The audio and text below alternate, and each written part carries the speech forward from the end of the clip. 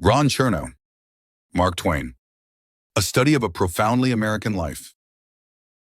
Mark Twain was no fan of the biographer's art. The authors of such studies, he said, grasp little but the clothes and buttons of a man. The inner lives of their subjects, their true selves, remained inexpressible and thus inaccessible. Despite his skepticism, Twain diligently prepared the ground for future chroniclers. Their interpretive toil is eased by what he left behind over more than 50 years of writing, hundreds of personal notebooks, thousands of essays and articles about his life and opinions, and 500,000 words of autobiography. Twain was a man of contradictions. The famous lines of Walt Whitman, his near contemporary, could have easily been his own. Do I contradict myself? Very well, then I contradict myself. I am large. I contain multitudes. Ron Chernow, a biographer who specializes in scrupulous studies of famous Americans, spent years combing the vast Twain archive and an equally giant number of secondary sources. If there's a document with Mark Twain's name on or in it, Chernow has read it.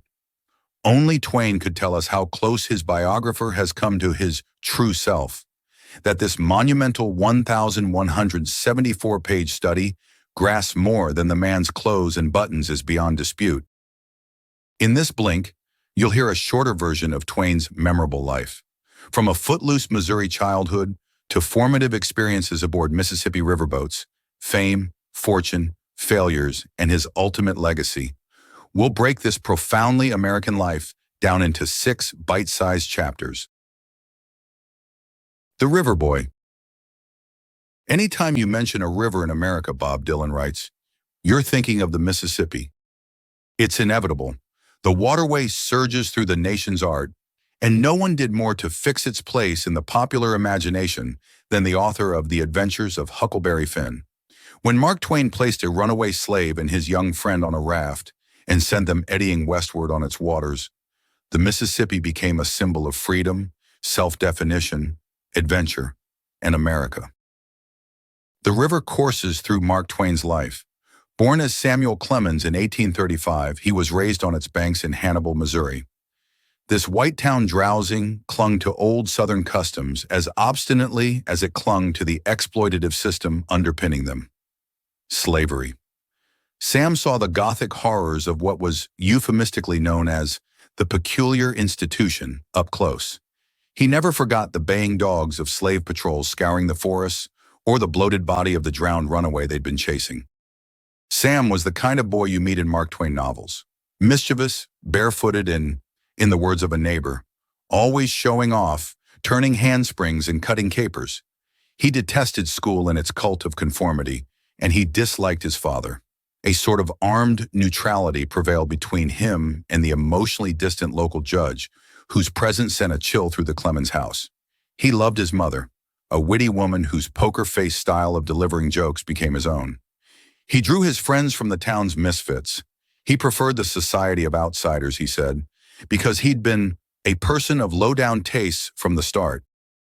After school, he apprenticed as a printer's devil, a mucky job once held by Ben Franklin that mostly involved mixing tubs of ink. He took an interest in the newspapers he helped typeset and dreamt of writing for them one day. Fate obliged, though his journey into print was as serpentine as the river which gave him his identity. In 1857, a boat pilot offered to teach Sam the wonderful science of river navigation. He signed on. It was during this second apprenticeship that the author we know was born. Sam developed a magpie's eye for glittering details aboard Mississippi boats. Memorable scenes, characters, phrases, yarns, and tall tales. He collected them all in his notebooks. The name by which we know that author can also be traced back to his years on the water. Mark Twain, slang for a depth of 2 fathoms or 12 feet, was one of those distinctive phrases he'd recorded in his notes on river life. Inventing Mark Twain. All those details, the raw material of Mark Twain's art, might have remained locked up in unread notebooks if it hadn't been for the Civil War. When it came in early 1861, it promptly sank the steamboat trade and forced Sam Clemens to come up with a new plan. In the summer, the former riverboat pilot slung an old squirrel rifle over his shoulder, mounted a donkey, and rode off to enlist in the Missouri State Guard. He lasted 2 weeks, enough time, he later said, to learn more about retreating than the man who'd invented it. Instead of fighting, he struck out west. This was the age of silver fever, a frenzy of hope and greed that gripped the frontier after the discovery of the Comstock lode, a vast deposit of silver ore in western Nevada.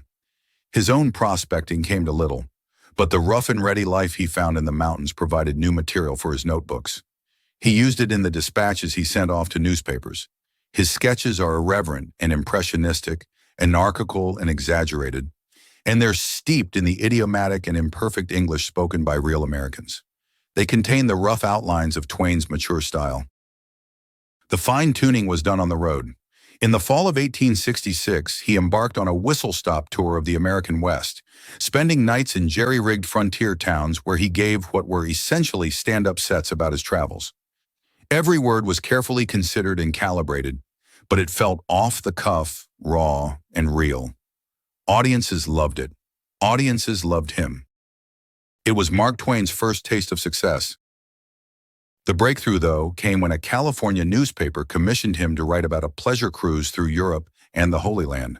Twain's humorous account of his journey, which appeared in book form in 1869 as The Innocents Abroad, is regarded as some of the finest travel writing ever published. Twain's style was fully formed by now. The satirical skewering of pomp and provincialism, the wry wit, and his demotic American voice are unmistakable.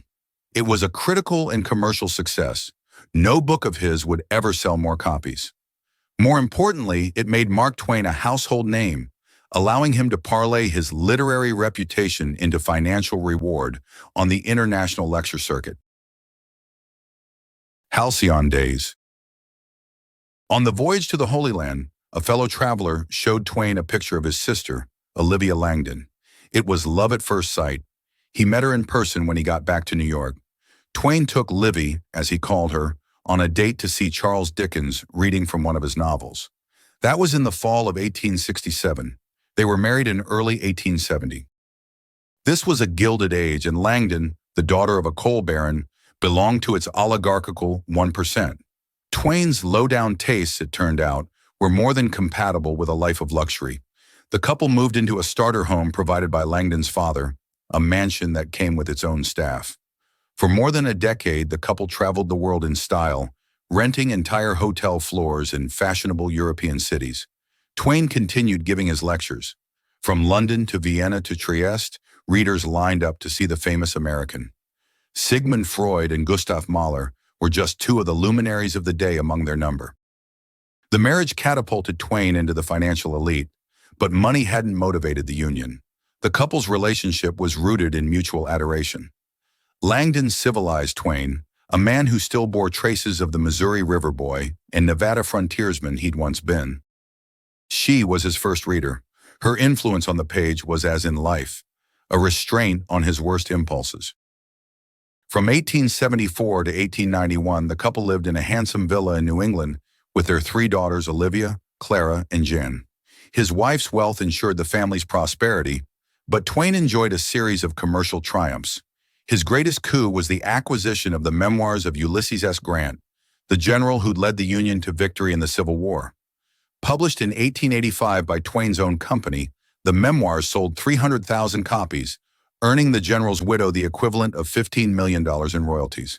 Twain's company pocketed the remaining 30% of the profits, around $6.4 million in today's money. These halcyon days were Mark Twain's most productive period as an artist, with one great novel following hard on the heels of the other.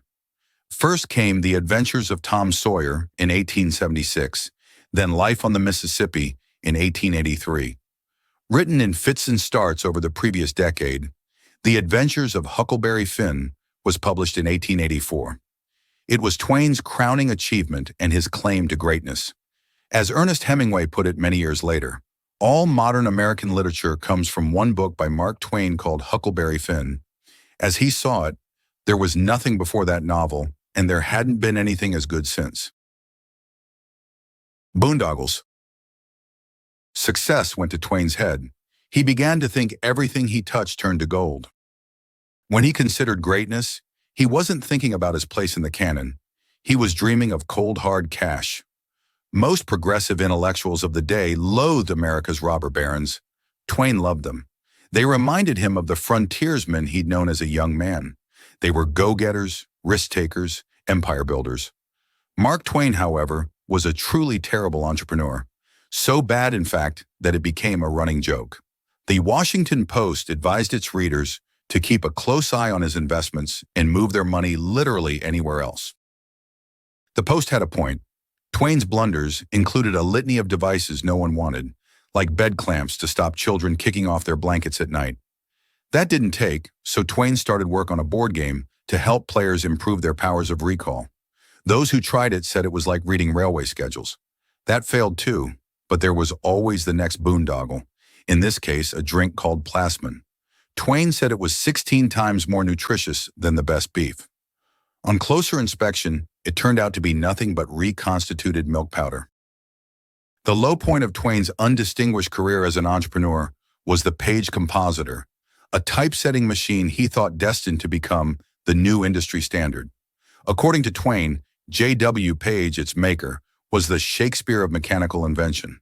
Twain ignored the fact that this most marvelous invention failed to place periods at the end of sentences and continued throwing good money after bad.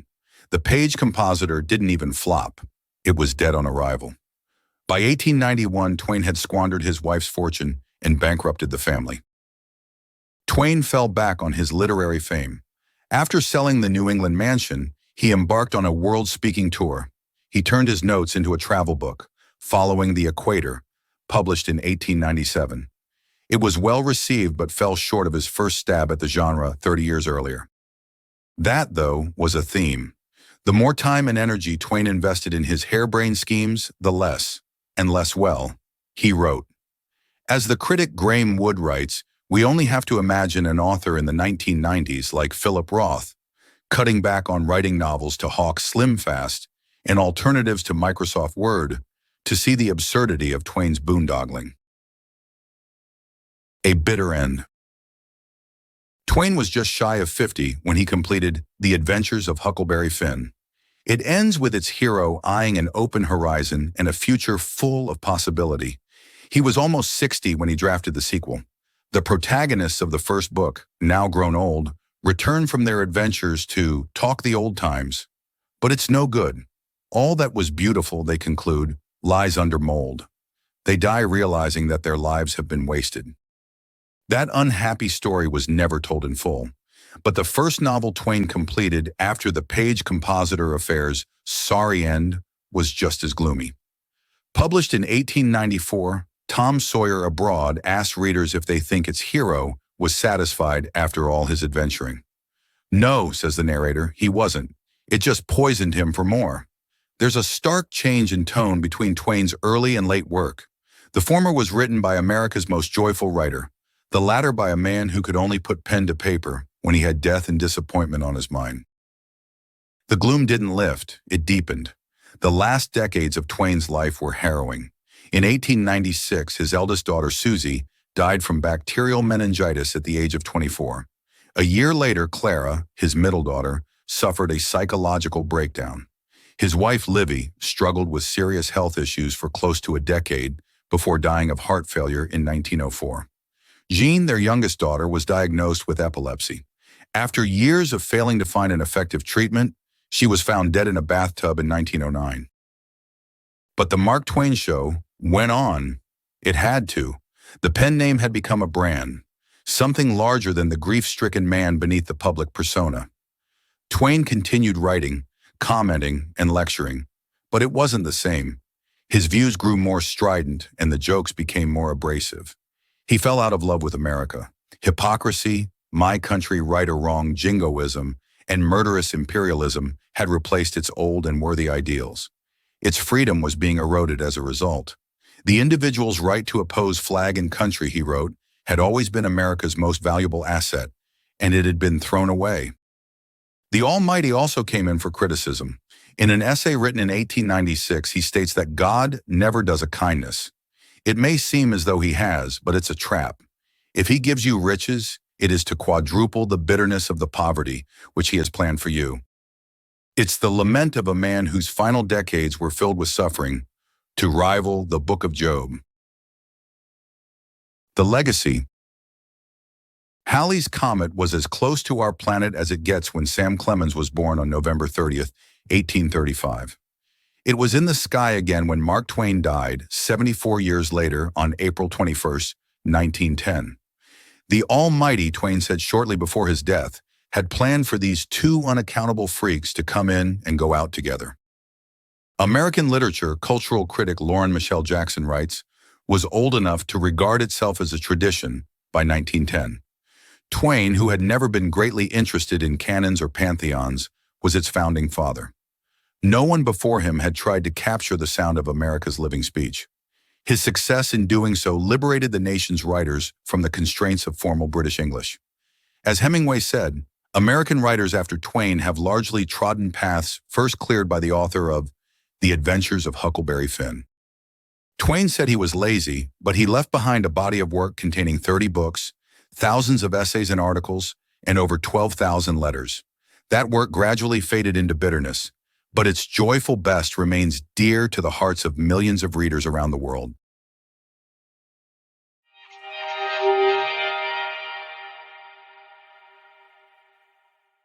In this Blink to Mark Twain by Ron Chernow, you've learned Mark Twain transformed his Mississippi boyhood and experiences of the Western frontier into a voice that redefined American literature. He cast off the formalities of British English and captured the unruly rhythms of real speech. Fame, fortune, and failure followed in quick succession. His later years were disfigured by grief and bitterness, but the best of his work remains. Writers still learn from him, readers still return to him. Okay, that's it for this Blink. We hope you enjoyed it. If you can, please take the time to leave us a rating. We always appreciate your feedback. See you in the next Blink.